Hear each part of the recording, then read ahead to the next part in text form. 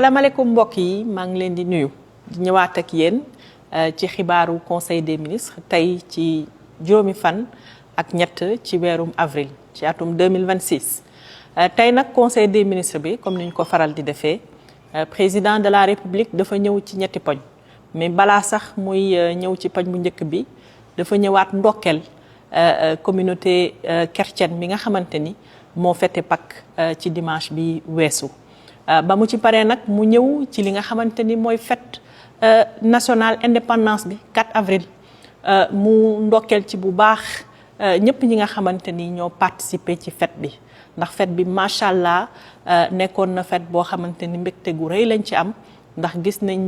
ni ci sénégalais yi mobilisé woo waaye nag ñi nga xamante ni ñoo moomee woon bis bi surtout waa Thiès ñi accueilliroon bis bi di ci nuyu di ci féliciter. ñi nga xamante ni ñooy autorités yi fa nekk waaye force de défense et de sécurité ñi nga xam ne ñoom ñoo organisé woon waaye autorités yëpp ak population bi surtout ci accueil bi ak fête bi ni mu jaaree yoon waaye mu renouveler waat li nga xamante ni mooy importance bu fête nationale ci dëkk bi ndax loolu dafay gën a dëgëral rek li nga xamante ni mooy suñu patriotisme ak suñu citoyenneté mu bëgg rek nag ci li nga xamante ni commencé nañ ko mooy dem décentraliser li nga xamante ni mooy fête bi mu war a mën tax dëkkaat yi ñoom it ñu ak gox-goxaan yi ñu gën a développer gën a bokk tamit ci développement bi nga xamante ni moom la ñu bëgg a doxal ci biir Sénégal. ci ñaareelu poñ bi mu ñëw ci li nga xamante ni mooy autorité yi Sénégal nu ñu koy gérer ak ni nga xamante ni noonu la ñu ko war a gën a doxalee ba mu gën a ñoŋ ci loolu. mu wax ni li nga xamante ni mooy autoroute Mbour ba jëm Kaolack boobu nag mel na ni mi ngi waaj a pare ndax nekk na ci taux de réalisation ci li ministre infrastructure wax ci 92%. loolu nag mu jàpp ni war nañu ko mën a gën a gaawal jeexal ko ba nga xamante ni population sénégalaise nag dinañ ko mën a jëriñoo xam nañ ni tabaski bi léegi mu ñëw jàpp na ni xëy na fii ak tabaski bi bëgg na ministre des infrastructures def li mu mën pour que autoroute boobu mën a ibbeeku ci loolu mu wax it yeneen projet yi nga xamante ni am nañ ko ci wàllum autoroute lu ci mel ni Dakar Saint-Louis bi aussi bëgg nañu gën ci taxaw ba nga xamante ni dina gaaw a jeex sénégalais yi aussi mën a ci gis seen bopp bu baax a baax ci loolu nag mu jàpp ni autoroute yi dañ ko war a gérer am ci taxawaay boo xamante ni sécurité bi maanaam kaaraange bi nga xam ne war nañu ko am ci suñu tali yi mu gën a taxaw mu lim ci fi nga xamante ni mooy autoroute bi jëm Dakar côté Thiaroye Toglu ba jëm Malicounda dañ ciy gis ay accident yu bari loolu mu bëgg nag ñu taxaw ci ba nga xam ni ñu gën a sécuriser kaaraange gi ñu gën ci taxaw bu baax a baax ci loolu bëgg na ki nga xam ne mooy ministre bi nga xam ne moom la ñu dénk wàllum infrastructure yi mu liggéey ci benn nan la ñuy gérer li nga xamante ni mooy autoroute yi ba mu gën a taxaw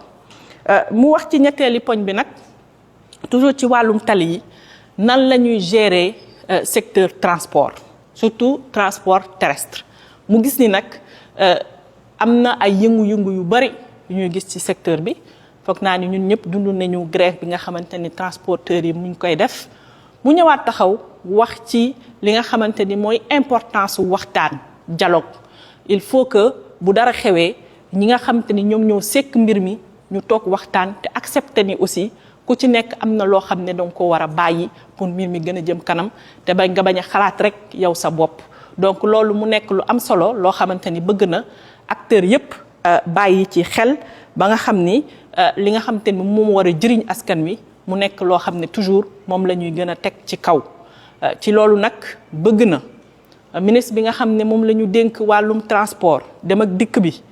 mu gën a liggéey ci li nga xamante ni mooy dooleel service public transport ndax jàpp na ni naam am na privé yi waaye secteur public bi nga xamante ni moom la ñu njëkk a dénk wàllum kaaraange dem ak dikk bi waaye surtout dem ak dikk bi ci boppam war nañu liggéey dooleel li nga xam ne mooy Dakar dem dikk dooleel BRT bi dooleel TER bi waaye lépp lu jëm ci raay bi aussi ñu gën ko liggéey ba nga xamante ni dinañ am dem ak dikk boo xam ne public la boo xam ne day diversifié waaye day gën a yomb ci askan wi jafe-jafe yi wàññeeku bu baax a baax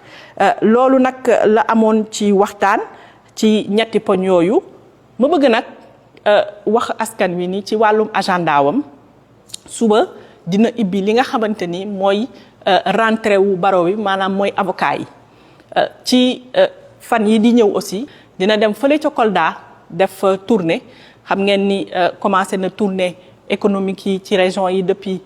plusieurs mois maintenant léegi dina dem fële nga xamante ni mooy Kolda gannaaw ba mu jógee Ziguinchor dem Tambacounda ak Kédougou yépp donc loolu le président de la République amaloon ci waxtaan ñu ñëw nag ci ki nga xamante ni mooy premier ministre. tey nag premier ministre moom it mu ñëw ci ñetti poñ mu njëkk bi mu wax ci li nga xamante ni mooy ENA muy école nationale d'administration foofu nga xam ni foofu mooy la ñuy génnee ñi nga xamante ni ñoo gën a xarañ ci wàllum administration mu nekk école nag boo xam ni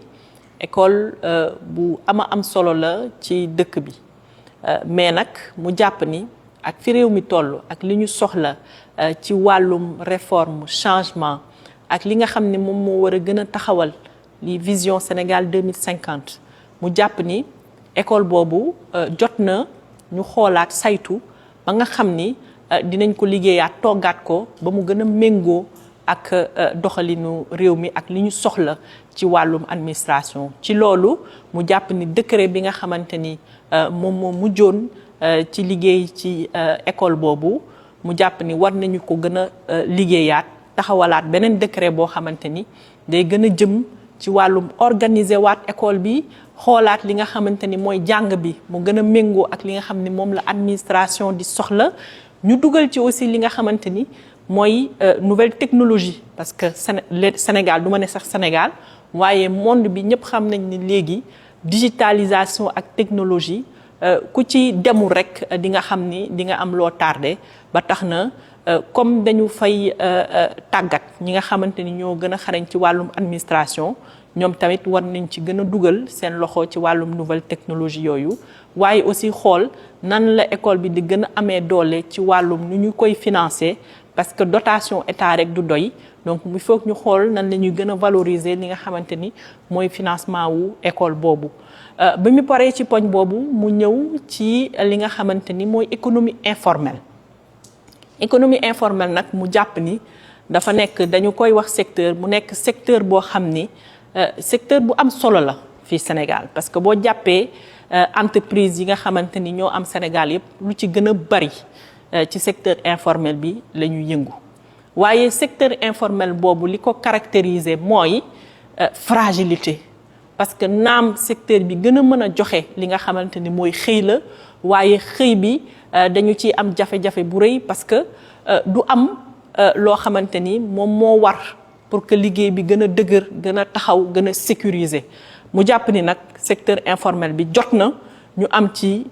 taxawaay bu dëgër boo xamante ni dafay permettre informel boobu ñu génn ci am benn cadre boo xamante ni cadre bu formel la loolu day gën a dooleel acteurs yi nga xamante ni ñoo fay yëngu mu catégoriser nag li nga xamante ni mooy informalité boobu parce que am na ñoo xamante ni dañuy doog a door néew doole lool am na ñoo xam ne dañu nekk ci intermédiaire bi ñu war leen a gën a dooleel ba nga xamante ni dinañ ci gën a gaaw a génn am na ñoo xamante ni nag dañu nekk rek ci diggante bi ci war a génn ci secteur informel ñooñu dañ leen war a pousse tuuti rek ñu génn ci li nga xam ne mooy secteur informel bi am na ñoo xam ne nag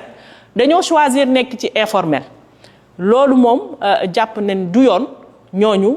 dañu war a am fermeté wu wax leen li nga xamante ni moom mooy dëgg ñu mën a conformer ak li nga xam ne moom la loi bi tëral ci loolu am na benn stratégie nationale intégrée boo xamante ni defoon nañ ko ci wàllum informel mu nekk ci diggante 2022 ak 2026 nee na nag balaa ñoo def dara stratégie boobu war nañu ko xool saytu ko xam ndax résultat yi nga xam ne moom lañ daan xaar ndax jot nañ ko ci am wala jotuñu ko ci am ci loolu nag bu fekkee ni am na yoo xamante ni war nañu ko corriger ñu mën ko corriger waaye li nga xamante ni mooy objectif bi moom mooy informel économie informelle bi ñuy wax ñu normaliser ko gën ko dëgëral ba mu nekk cadre formel boo xamante ni day indi ci gaf ak réew mi lu gën a am importance parce que potentiel bi ñu ci noté lu am solo la ci ñetteeli poñ bi nag mu ñëw ci ni ko président de la république defee ci wàllum transport mu wax ni nag am na benn projet bu am solo boo xamante ni SETUD yor na ko muy projet boo xamante ni projet restructuration wu transport en commun fii ci Ndakaaru Njaay loolu nag mu jàpp ni il faut que ñu liggéey ci ba nga xam ni am na ay blocage yu ci am blocage yooyu il faut que ñu teggi ko pour que ñu mën a réformer li nga xamante ni mooy transport en commun fii ci Sénégal parce que ñëpp xam nañ ñu jafe-jafe li nekk ci transport ci dem ak dikk waaye bu fekkee am nañu projet bu am solo boobu nga xamante ni day réformer lépp lu jëm ci transport en commun fii ci Dakar ak Sénégal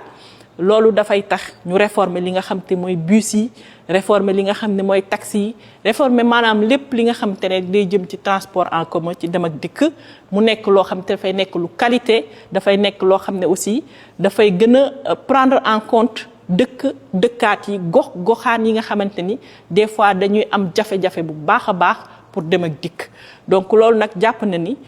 ministre yi nga xam ne ñooy liggéey ci wàll wi war nañu def en sorte que blocage yooyu nga xam ne noté nañu ko ci projet boobu ñu mun ko lever ba projet boobu mën a taxaw ci lu gën a gaaw parce que gis nañu nécessité bi.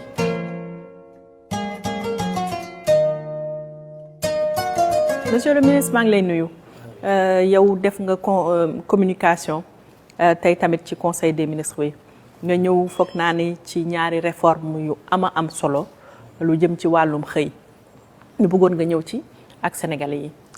waaw tey jii def communication sur